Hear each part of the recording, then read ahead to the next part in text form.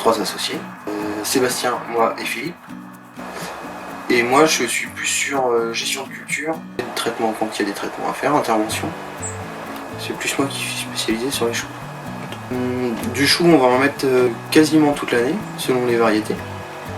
On commence au printemps avec des choux pointus, sous tunnel.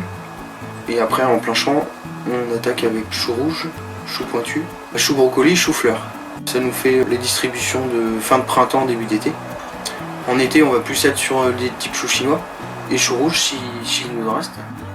Et sur les plantations d'été, on va planter nos choux automne, hiver. Où là, il y a quasiment toute la gamme qui va être présente. Chou rave, différents types de choux chinois. Brocoli, chou fleur, chou pomme, chou de Milan.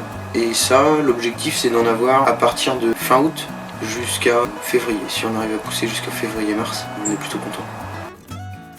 L'objectif c'est d'avoir une certaine gamme, donc on a quasiment une trentaine de variétés de choux sur l'hiver. C'est d'avoir une certaine gamme complète et homogène dans le temps. Nos systèmes de vente du coup c'est exclusivement vente directe, marché, AMAP, pour du particulier et aussi pour du professionnel. Du coup sur certains choix variétaux, on va utiliser pour un même type de chou, on va dire le chou classique.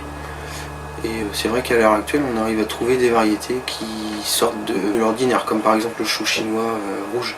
Là, ça fait 3 ans qu'on l'essaye.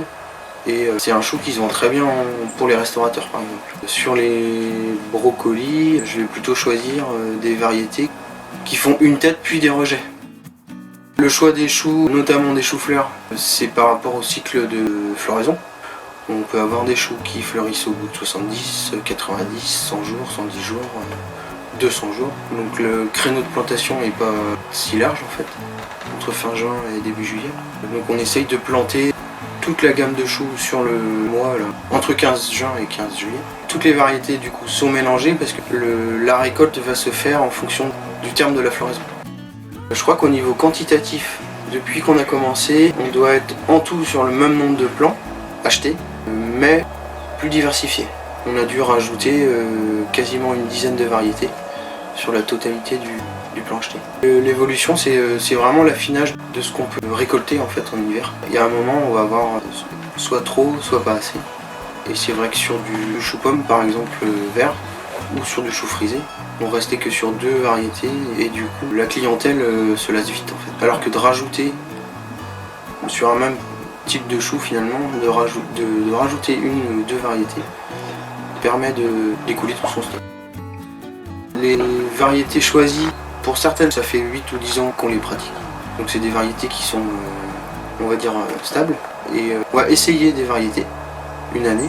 Si ça nous convient, on reconduit l'année d'après.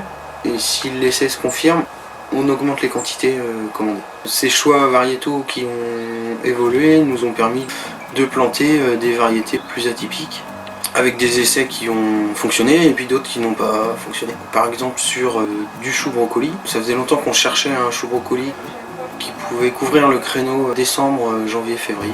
On a trouvé 2 variétés qui nous conviennent assez bien, le violet du Cap et le Hallmark. Alors le violet du Cap il est violet comme son nom l'indique, il fleurit plutôt après Noël et peut durer jusque début février en fait. C'est pas une floraison groupée, donc ça c'est le gros intérêt de ce chou là. Le Hallmark, au contraire, va faire une floraison assez groupée, mais plus tardive, du coup entre fin janvier et début février, qui est un brocoli vert, et qui fait pas de rejet lui. On a un autre type de brocoli, c'est des choux italiens, donc Sima di Rapa. Alors c'est vraiment de la mini fleur de brocoli, il y en a un nombre sur le pied, et c'est plutôt apprécié des restaurateurs italiens, ou des Italiens. Ici j'ai 3 variétés de chou-fleur qui va de 150 jours à 200 jours, donc d'hiver, jusqu'au mois de février, début mars. Après là on attaque sur une série de choux romanesco, une série de brocolis, et on arrive sur la série de choux de Milan. Alors 2 variétés de choux de Milan classiques on va dire, et une variété de chou de l'Orient, un chou frisé cyanosé, qui plaît assez bien sur les créneau vente directe et restauration. Donc là. Donc lui, le gros intérêt qu'il a, il pousse pendant l'hiver, il continue à pousser pendant l'hiver, donc il peut grossir. Moi je le trouve assez beau. Et puis surtout, le gros intérêt qu'il a, ça va être en termes de cuisine. On peut le manger cru, on peut le manger sauté, ou on peut le manger comme un chou de Milan classique. Il est un peu moins fort en goût, très frais et peut devenir assez gros. Le chou de Lorient, donc c'est comme son nom l'indique, il était cultivé à Lorient, plutôt fin 19e, début 20e. Et la particularité, c'est qu'il était destiné à l'exportation pour la région Alsace, pour en faire de la choucroute. C'est un chou qui peut vite peser 2-3 kg pièce. Très facile à travailler en plus. Quand je me suis installé, on n'en avait jamais entendu parler et c'est revenu depuis 5-6 ans, on le fait depuis 5-6 ans. Et plus ça va, plus on augmente les quantités plantées. On diminue petit à petit les 2 autres variétés de chou de Milan classique.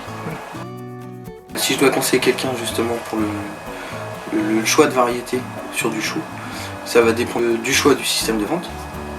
Et si c'est plutôt vente directe, on va plutôt choisir déjà une diversité assez importante en termes de variétés, de manière à trouver des variétés qui sont visuellement intéressantes, gustativement intéressantes, et qui permettent de couvrir le besoin du maraîcher sur une assez grande période, notamment en hiver.